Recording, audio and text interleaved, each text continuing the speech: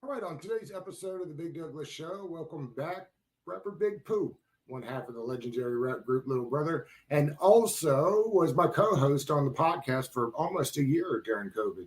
So I'm excited to catch up with him, see what all he was on tour for a little bit. We'll talk some sports and the music industry.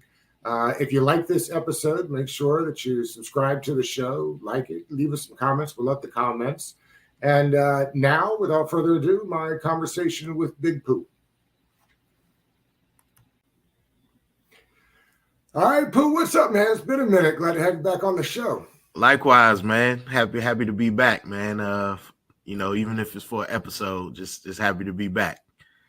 Me too. I was thinking about this the other day. I think, and people probably don't realize this, during COVID, we probably did 50, 100 podcast episodes together. Do you have some favorites as you look back on them? London Fletcher. Yeah. Joe Theismann. Dexter Manley. That was a good one. That was a wild one. Those are ones that pop at the top of my head, but I definitely enjoyed all of them, to be honest. Roy Woods told us some stories about the Apollo that went. Absolutely. Just getting to interview people, sports legends in my eyes, friends, and just getting the experience and being able to do that, man. That was priceless, and I'll never ever forget that. That was a moment. They were wild. Times were different then, and it made some of that stuff a lot easier for sure. Pooh, let's get a little bit to Little Brother before we head on to sports. I'm curious. I know how you got your name and how you kind of got mixed in with the group, but how did the name Little Brother come about? We just wanted a name that we thought went well when you lined it up against other names of artists that we were listening to, artists that we respected. So it was like, if you could, create a tour flyer, poster back in them days. If you put Roots, Black Star, Common, and then whatever our name was going to be, like, did it look right? Did it make sense? And that's kind of how we landed on Little Brother, and it stuck. It made sense, and it stuck. And we also didn't want a name that just screamed rap. Right. So it wasn't like being the new kid on the block where sometimes the little brother gets stepped on. So it wasn't that kind of deal. No. I wouldn't. Time. Yeah, no, I wouldn't that at all. It was more so, we were the little brothers to those that we looked up to, and like I said, it didn't scream rap. Like, if you walked into a store back in them days, you had to walk into a store to to purchase music, and you walked past our CD. It didn't. You would have been curious, like, who's this? What do they do? And I mean, that's how I ended up picking up a lot of music. I was just curious of the artwork, curious of the name, music that wasn't in the rap genre, I'll say. That's how I ended up getting into it. Was just, it looked interesting, and so I picked it up. Do you consider yourself a savant, for lack of different terms? Do you like all genres of music? No, I don't like all genres. I like a lot of genres, but not all genres. Not at all. Not at all.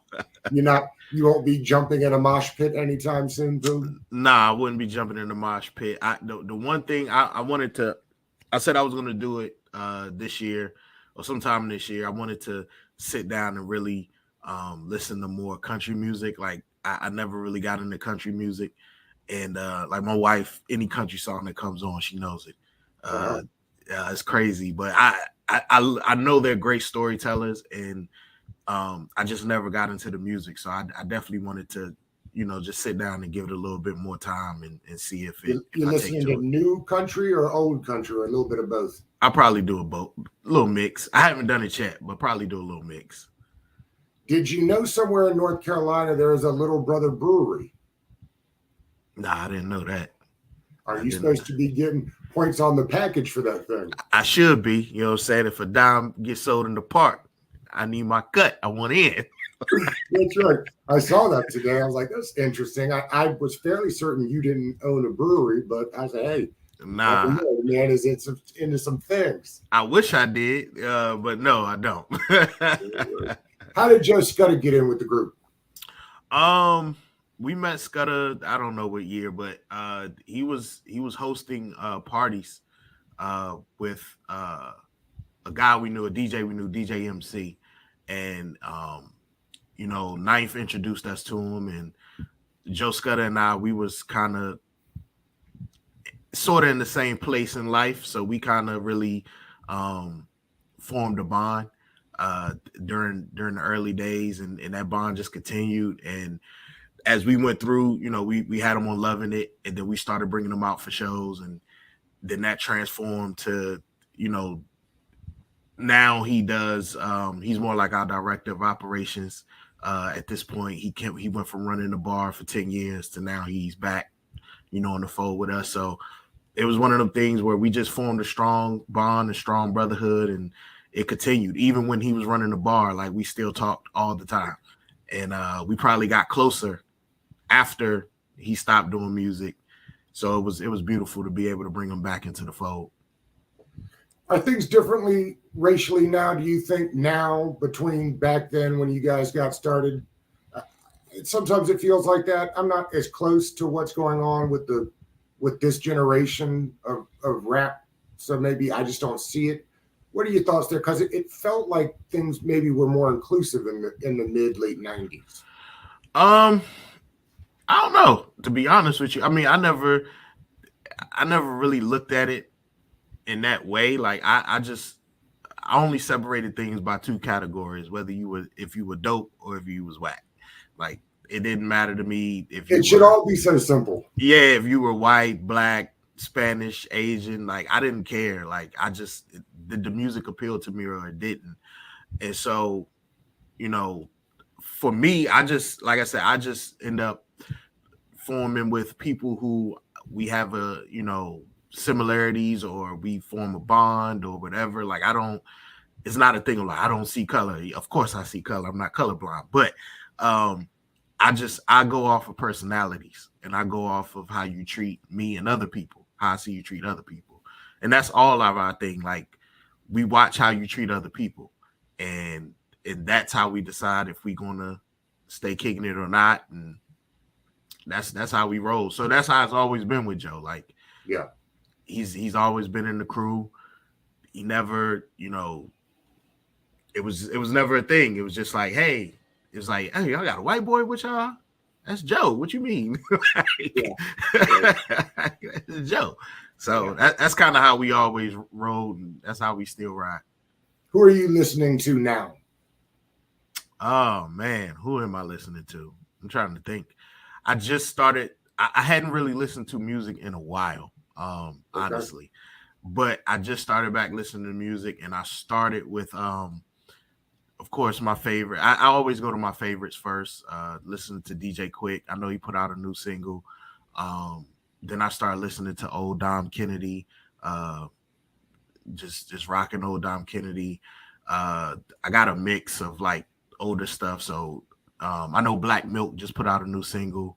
I was rocking to that the other day. So just really getting back into listening to music more frequently. Like I said, I was just, whenever I got in the car, I was on sports talk. I wouldn't even go into the music stations. Who I know you keep your eyes open to a lot of things. You're into a lot of different things. Where do you think music is heading? With all the AI stuff, it's becoming complicated. What are the trends that you see coming in? And do you think it's good, bad, or who knows? I mean, trends is that's going to always happen. I think bottom line for me, what I believe is bottom line, if you're an artist where people have let me see, I'm trying to think of the term. If people have connected with you in a way that can't be broken, right? AI isn't going to affect you, because people, it's not the songs that they're attached to, right? It's your story. AI doesn't have a story. It's just a song. So those who, but if I can use your voice and I can write the song, maybe nobody is interested in listening to a Big Doug lyric, but maybe if they thought it was Big Pooh instead, it gets play. But see, that's the thing. It's going to catch attention, of course, but when you have a connection with your audience, there are certain nuances to the way you write, yep, to the way you say things, that AI can't emulate. Even when that Drake and the Weeknd song came out, yeah, people were interested in it because they was like, wow, like people were able to do this. But someone also made the point of the tone, the way Drake and the Weeknd, the way they sing or rap, for Drake, rap certain things, the way their tone fluctuates, they got into the science of it, and that's part of what makes them special. AI can't emulate that. You can sound like somebody, but you can't emulate it. And then at the end of the day, I take the Ice Cube effect. If you try to AI my voice, I'm suing the shit out of you. that's because that's my voice and my likeness at the end of the day. And so I think that's where AI is headed at the end. Like, you're going to end up seeing a lot of lawsuits because you're essentially, taking someone's likeness, and that's illegal. So yeah. I think that's where it's going to be headed. What about beats? What's the biggest beat that you've been offered that you declined that went on to be a big hit? You got something you can think of? Nah. But that's because you don't tend to look back. I definitely don't look back. I mean, I've definitely heard some beats that became some things, but I don't necessarily know if I would have ended up on those. I know the one star I definitely remember on the first Foreign Exchange album that Tay and Nicolay did, the first few records, the reason why I ended up on 3, I think it was 3, is because every Nicolay record that came through at first, me and Tay was recording the songs. We were making the songs. And then it came a point where he sent, it was a song with Median. They ended up having Median on it, but he sent it through, and it was beautiful. The beat was beautiful, man. Like, I loved it, but I just didn't hear me on it. And I told Tay, I was like, man, I don't hear me on this one. And he ended up putting Median on it, and I think that's really when the Foreign Exchange, or what became the Foreign Exchange, when it really took off, is when me and Tay had a talk, and I told him, like, look, man, this stuff is beautiful. Go ahead and do what you're going to do with it, but I just don't see me continuing on working on these pieces. Like, I'm looking for something different, personally. And I eventually gave him my blessing for him and Nicolay to do the album, whatever. And and I was happy that I turned down some of these opportunities, because as beautiful as the music, as I heard it, I thought I would mess it up. Like, it just didn't sound like it was for me. So that kind of really what happens with beats for me. Like, if I hear them, no matter how wonderful I think they are, if I don't think they're for me, I let them go. Like, if it's not for me, that Tay's been able to convince you were wrong on and get you to do? I mean, I definitely done some songs that I wouldn't have picked the beat. Like, one, for example, Good Clothes. Like, I thought the beat was cool, yeah, but I was just like, And then Tay had a whole idea, so I was like, I'll try it out. And I mean, obviously it worked, but that was one of them for sure where I was just like, but it definitely worked out. Shout out to Illmind. You've done both in front of the mic, obviously, but I know you love working behind the mic. Do you have a preference? No.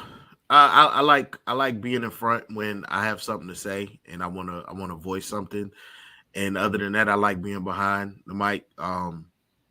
It's just, having the ability to go do my own thing is wonderful, because I don't get frustrated by other people. you know, when you're working with other people, it's about their vision, not yours. Even though you may have wonderful ideas, you can have tons of ideas, but it's not about you at the end of the day. It's about whoever you're working with.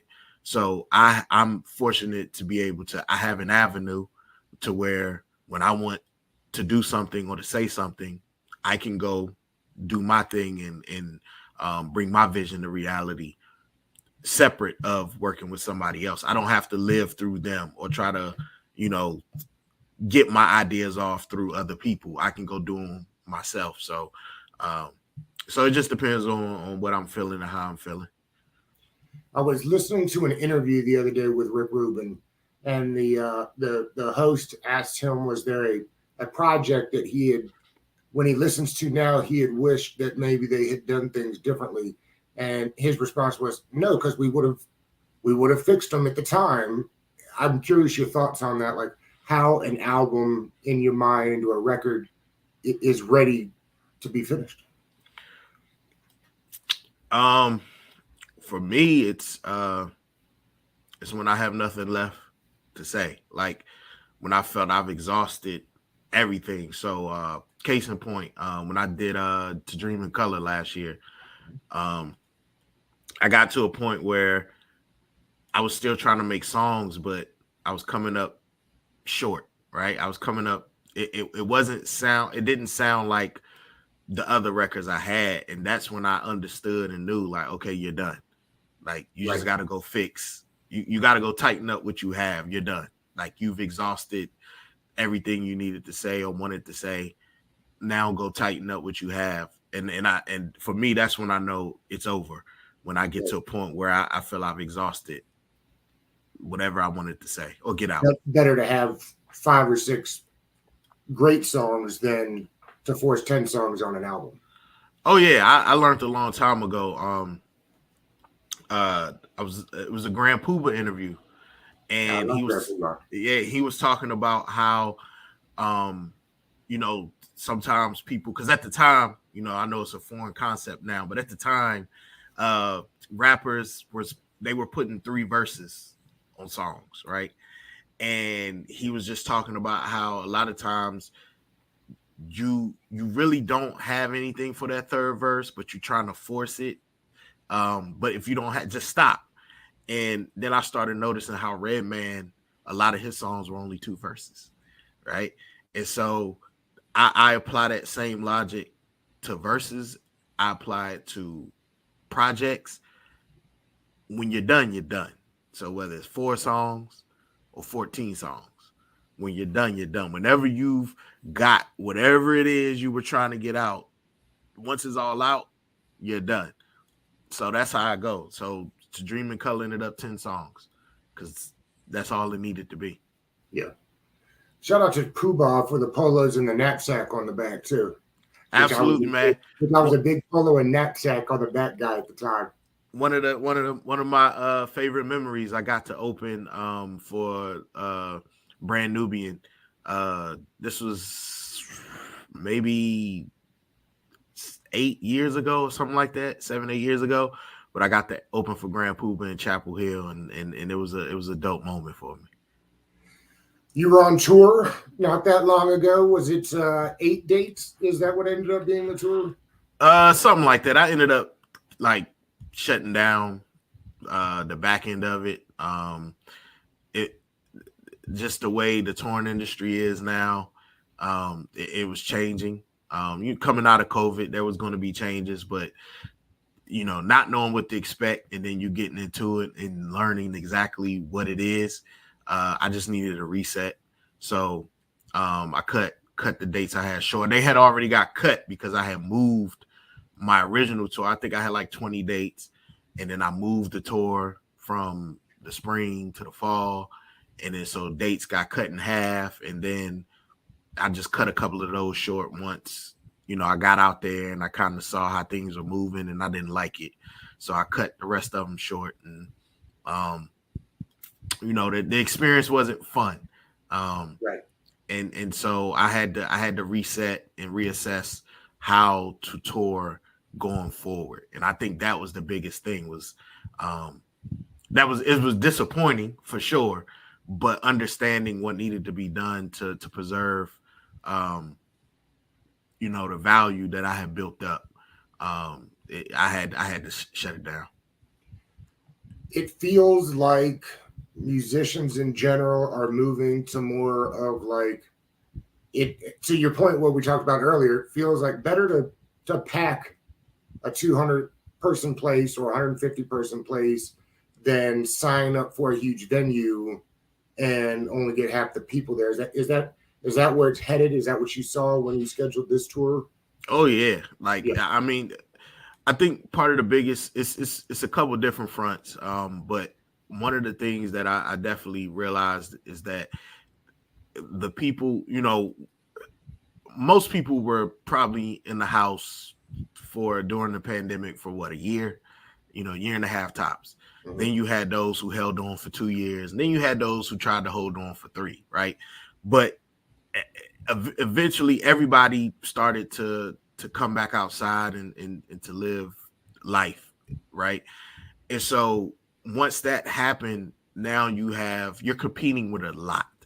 Like you're competing with a lot. And that leaves people, you got choices now.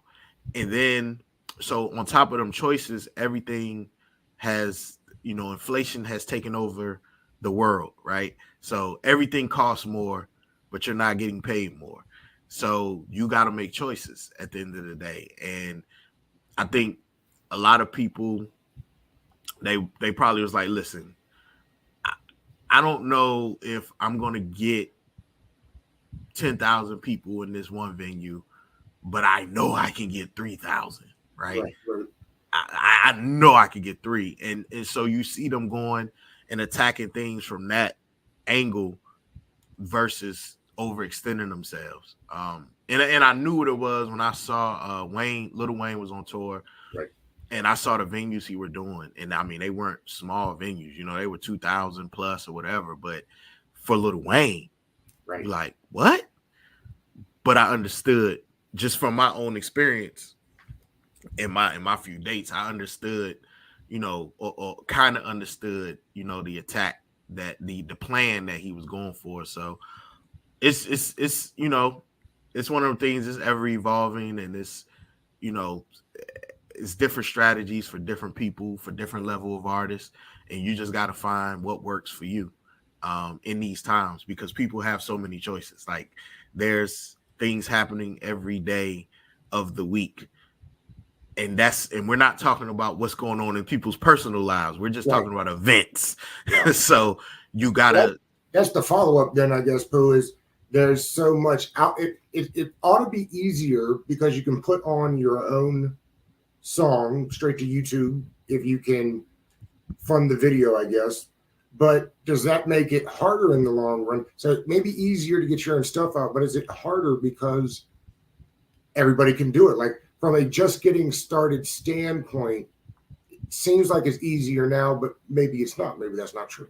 No, it's definitely tougher. You're competing with so much. Right. I think it's like 100,000 songs get uploaded every day. Something in that range. That's what you're competing with. So, I tell young guys all the time, they be like, yo, I want to just put a song out. And it's like, if you threw a pebble into the ocean, would it cause a ripple? Right. Like that's basically what you're doing. So, you got to build up anticipation in some way, some shape, form, or fashion. And if you're not doing that, you're just putting songs up to put songs up, because there's always a bigger artist putting a song out, and that's who you're competing against. So you got to figure out a way to build anticipation. You got to figure out a way to build a fan base of your own, and that's what you have to figure out. Sometimes it means you constantly putting songs up. Sometimes it means you got to put other types of content up. Sometimes it means you got to do other things. You got to go out and do other things. But the key is, instead of, you have to build anticipation some kind of way, and you have to figure out what way works for you. People always want to say, this is the way you should do it. This is what it works different for everybody. So you just have to figure out which way works best for you, and attack it that way. For those that don't know, you're a bit of a foodie. How long till your MasterChef debut? It's gonna be a while. I'm trying to we got so many other things going on. But I know this summer I'm trying to do something at my house. I got a big backyard, so do something in the backyard, invite some friends and family over, do like a little tasting. And I'm about to get another grill because I've never smoked a brisket. So I want to smoke a brisket. Okay. So I'm about to get a new grill probably in the next week or two and get that thing going and get my brisket going. I just started watching Barbecue Showdown, the second season. So I'm 2 episodes in, you know what I'm saying? I got the spatchcock chicken thing down, you know what I'm saying? I got that going. So now it's time to step into the brisket. How close are we to the documentary being out? Whose idea was the documentary? It was ours. For those that don't know, there's a little brother documentary in the works. Whose idea was that? That was me and Tace. We did 2 shorts when we first came back with Made a Little Watch through the NC Arts Council. We did 2 shorts, and we decided we wanted to tell our story. We wanted to tell a definitive little brother story. We didn't want anybody else trying to tell it. All respect due to Unsung and all those different things behind the music, all those different things. But we wanted to be the ones to tell our own story. So it just took us a while to figure out what the story was. COVID kind of helped with that because it gave us time to really sit down and flesh through some things and think about it. But we getting there, man. Always tell people, we definitely, our goal is to get it to y'all, get it to the people before the end of the year. But we were interested in making the best film that we could make and not the fastest film we could make. And in doing that, sometimes it take a little time. So, but we're definitely working on it. We just actually got another cut on Sunday night, I believe it was, or Monday night. We got another cut, and Tay and I already watched it. I think he done watched it multiple times. I watched it once.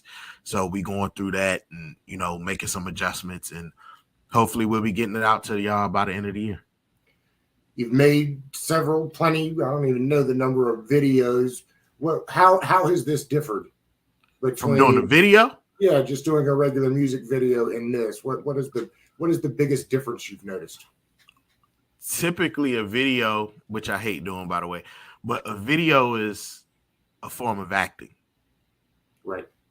This isn't acting. This is my life. You know what I mean? Like my mama in this. You know what I mean? Yeah. So it's weird. It's like you're watching, partial story of your life play back to you. And it's kind of surreal in a way, but it's been great. It's one of them things. It's a lot of work, but it's been great. And I think I can't wait till we actually get it to the point where we're ready to give it to the people. I think they're gonna learn a lot about us individually. They're gonna learn a lot about Little Brother. And that was part of the reason why we wanted to do it as well. It's just we never, really gave people. We came around before people were divulging everything, right? Like, right. So we never gave, and we always moved that way.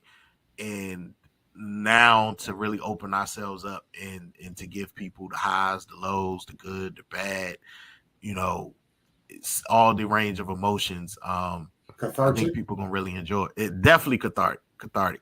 You know what I mean? And doing it, it's scary at the same time, because it's revealing. You know what I mean? Like I said, my mama in it. You know what I mean? It's revealing. But like I said, I think it'll give people a greater understanding of who we are. Because it helped us give us a better understanding of who each other was as well. So I can't wait for people to get it. As with a lot of people, you and I are friends because of sports. That's how we met, and that's how we've known each other. So let's get into it. You prefer basketball or football? If you had to rank them. Football probably be number one.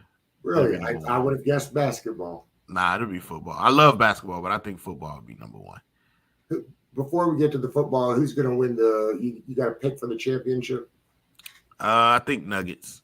I like Nuggets in 5. I think they're going to smash them.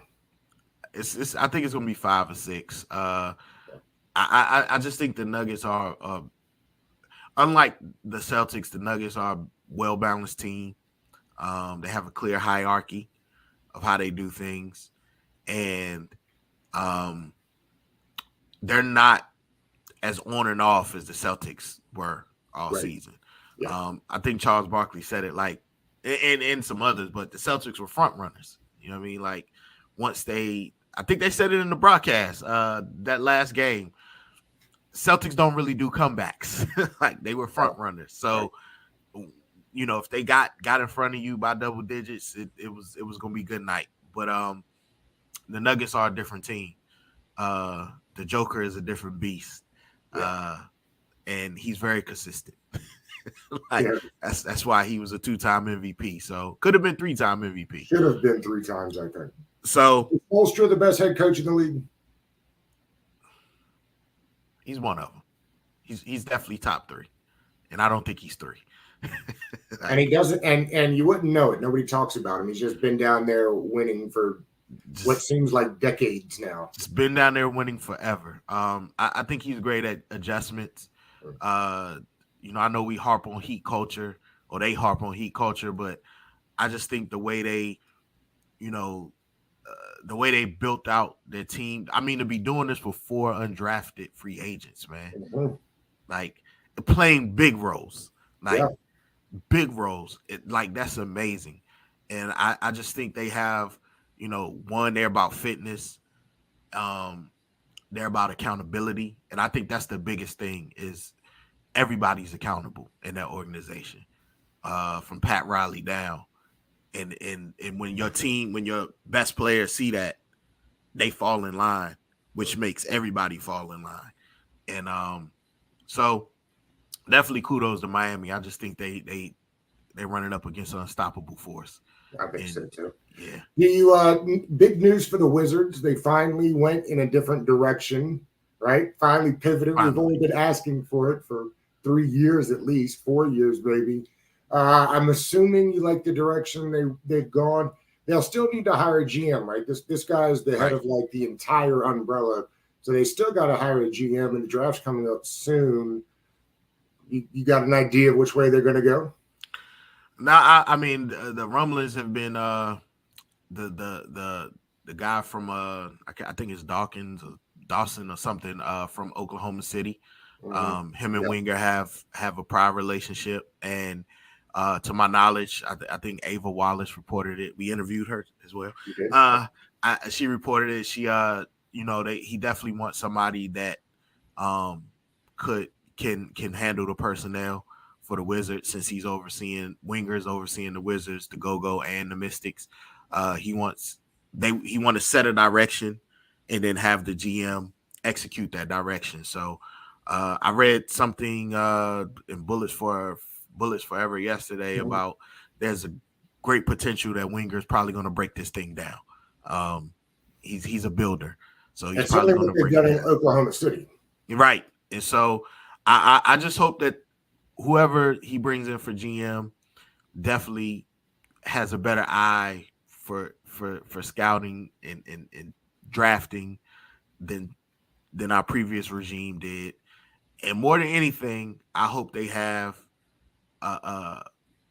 they eventually put together a better development department, because that's the other thing the Heat wins at. It's 3 pillars. It's fitness, it's accountability, and it's development. They really develop in Miami. So that's what you need. You need real development. You need real scouting. You need to have an understanding of what type of team you're trying to build, and have a plan to execute it. And so whoever he brings in, I'm just happy that Ted finally went outside of the organization. So that means the GM is probably going to be coming from outside the organization, which means they're going to reshape the organization. Yeah. And that's, you got to give them a chance to do that. It's not going to happen in a year or two. So you got to give them a chance to rebuild the organization, and that was the beauty of going outside the organization, because you don't have an you know, you're not affiliated, or you don't have an alliance with anybody, so you're free to make the changes you feel are necessary. It'll be interesting to see. It's easy to say as a fan that you're ready for the teardown and the redo. Oh, it's going to be ugly. But surviving the redo, in Washington, we really haven't done it. Even with the Redskins and the Commanders, they didn't really do a full redo, right? They tried to do it on the fly. It feels like the Wizards have been trying to do it on the fly for 2 or 3 years. Can't do it on the fly. It's nasty work. It is nasty work. It's nasty work, and that's the, and that's something that Ted hasn't had the stomach for. And I think being mediocre kind of wears on you after a while, and you see you keep trying to do these rebuilds on the fly, or these re-ups, or whatever they call them, middle builds, and you keep ending up in the middle. That's right. You're not good enough to get into the playoffs, and you're not good enough to get into the top 3 for a draft pick. So something has to give. You either playing for championships or you're playing for the lottery. It's just like, it's the new analytics. You either shooting a 3 or you shooting a layup. You're right. You know what I mean? So I'm definitely all signs point to Winger being aggressive in whichever direction he's going. So I'm just, I'm hopeful. We see some movement. Either way, for me, I'm just hopeful for some movement. And if we can land one of these guys with upside in the draft, maybe we can expedite. I mean, because at the end of the day, if you end up trading Bradley Beal, you're gonna have to take back money because he makes so much. Yeah. So, I know people have been trying to, they've been talking about maybe Portland. I don't know if Brad want to go to Portland. See, that's him having that no trade clause. I don't know if he'll want to go to Portland necessarily, but even if you do a trade with Portland, you're getting back Anthony Simons, right? So you're getting back a young talent and a draft pick. Would love to get back a Shaedon Sharpe, but that's probably not happening. But so you're going to be bringing back players in any trade for Bradley Beal. So I saw one today that had them sending him to Detroit. You saw that one for James Wiseman. Oh, that was Kispert. They were sending, Kispert and you're right. Right, Kispert and Wright. Yeah, for that. I don't know. I mean, I would do it to go up to 5 because you keep your 5 and 8. But if you're going to do that, then that definitely means you're about to tear it down, because now you're bringing in two rookies. You know what I mean? So, like I said, it's going to be interesting once we get into that. Once the finals are over and we really get into the offseason of the NBA. I mean, this is one of my, other than when the games are actually being played, this is probably one of my favorite times of the year is seeing how teams rebuild their teams in the offseason, because there's going to be a lot of interesting movement. I think that's, obviously we're Wizards centric here, but it's going to be a lot of interesting things happening. Bob Myers stepping down. How does that affect Golden State? What happens in Portland with Dame Lillard, who said he doesn't have the stomach for a rebuild, and so it's going to be a lot of interesting things happening in the NBA this offseason. I'm looking forward to it. We entering the dog days of summer here. It felt like when we got the news that Dan Snyder was going to sell, I don't know, I felt like it was going to be one of those dancing in the streets type moments. And I just feel like I felt more relaxed, that I didn't have like that jumping for joy moment that I really kind of thought that I was going to get. What were your thoughts when you heard that Danny was going to sell the team? I'm not popping champagne until it's officially done. Well, Till Josh Harris and Co are officially running the team. But I think all fans, one of my best friends, he was like, if Dan Snyder sells, I'm getting season tickets. And soon as it came out that it was going to Josh Harris, they was, working on it. He said, I'm getting season tickets. Like, and I think that's going to be, I think that's happening with a lot of, people that were turned away just by, not just the on field product, but what's been happening off the field. And they were just disgusted by it. Like he ran a very proud franchise into the ground. And we're just looking for right now, we're settling for a new owner. Like that's we'll celebrate new owner and we'll turn our attention to the on-field product later. But because you can see now, Virginia, Maryland, and DC, now they lining up for for the new stadium. They want to work with the new ownership group, soon to be new ownership group. So I think you're going to see the love for the team come back. And then that means the on-field product has to match that excitement, which I think, if the quarterback situation works out, I think we have a good chance to actually have a good team this year, barring injuries, as always. We had Jeremy Reeves on the show Friday. He said you could feel a different vibe around camp, around the team. 48 was on yesterday, said the same kind of thing, that it's palpable. And Dan wasn't even there that much the last year or so, like out there for practices, but you can just sense things are moving. If nothing else, they're just moving, right? It doesn't even have to be great strides. They're just moving. I think the thing that excites people the most is you're bringing in an ownership group, at least the lead owner, and Josh Harris, who has experience running other franchises, or owning other franchises. So you're not bringing in a novice. You're not bringing in, even though he's a fan, you're not bringing in somebody that's going to come in and try to play fantasy football.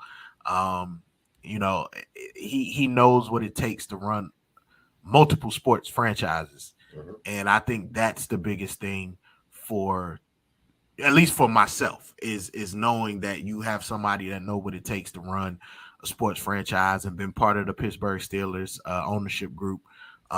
So for me, that's the biggest thing is having somebody that understands this is going to be work. How much work, we don't know, but it's definitely going to be work. And we'll see, we'll see. How much confidence do you think it takes a guy like Ron Rivera to bring in EB and let him do his thing on that entire side of the ball? I don't think people realize, like, particularly in a year where you got to win. I mean, two things are true, right? You got to win, so you try and do the best you can. But also you brought in a guy that, by all accounts, could take your job. So I'm not sure Ron's getting enough credit for really slapping him out there, as they say, and making a hire that should make the team better. They went 8-1 last year with a terrible offense. So you'd think. So this is my theory. Okay. I think Ron Rivera is positioning himself for a front office position. Mm-hmm. Because not only did he bring EB in, he made EB the assistant head coach or Correct. Whatever it's called. Something he never did for Del Rio, by the way. Something he never did for Del Rio. And EB, he's allowing EB to set the tone. Obviously, why wouldn't you? He's coming from Kansas City where they won multiple championships. That's right. But I think he's showing like, hey, I'm not just a head coach here. I understand what we needed. I brought in somebody who can eventually replace me. And I did that to show whoever's coming in next to own his team. Because I think Ron is probably getting to that point. Not saying he's tired of coaching, but I think he's positioning himself for the next phase in his career as well. And I think my theory is this was done for multiple reasons. And one of them is to show, hey, I understand what it takes to win. Because Ron always ran his teams like a CEO. Yeah. Like he wasn't out there trying to call plays, and he allowed his defensive coordinator to do his thing. He allowed his offensive coordinator to do his thing to his detriment, but he allowed it. And now you bring in EB, he's giving EB a little bit more, say so and how things are done. So I believe that was Ron's thinking. he wants to be successful this year, of course, but I think he also understands it's bigger things at play here, and a front office position may be waiting for him soon. Well, they better win ball games. They gotta win ball games. Doesn't much matter if they don't do better than 8-1 this year. It matters to Ron. It matters to EB. Like, they have to win ball games. Like, both of their damn sure matters to Harris. He just got through replacing a legendary head coach in Philadelphia because they couldn't get over the hump. Yeah, I don't think Doc was the guy, but yeah. But that's because you don't think Doc's the guy, period, though, right? Not just that he's not the guy for that situation. You're not high on Doc. Period. I'm not high on. I respect Doc, but I'm not as high on Doc as a lot of other people. Yeah. I think Nick Nurse. I think if Nick Nurse has that same team, I mean, they gotta definitely solidify other things. But I think Nick Nurse will be able to do some things with that team that Doc wasn't able to do. And that's just me. Like, they wonderful regular season, but 3 years in a row, this was your best chance this year. And they failed. And so, but that, like I said, that's just me. That's just me and my thoughts on Doc. But no, I think Washington, I'm excited for this season. I still have a few worries about this team, but I'm definitely excited for this season. You tend to be more optimistic about the franchise than pessimistic, though. I think that's fair. Yeah, I'm a fan at the end of the day. I'm a realist, but I'm a fan. I definitely want to see him succeed. I just, when camp starts, I'm not too worried about the quarterback. I think, and it's not all, because the thing, I know people say, oh, that last game against the Cowboys, it was the last game of the season. But people forget the Cowboys were playing for something. They were. Because they played all their starters.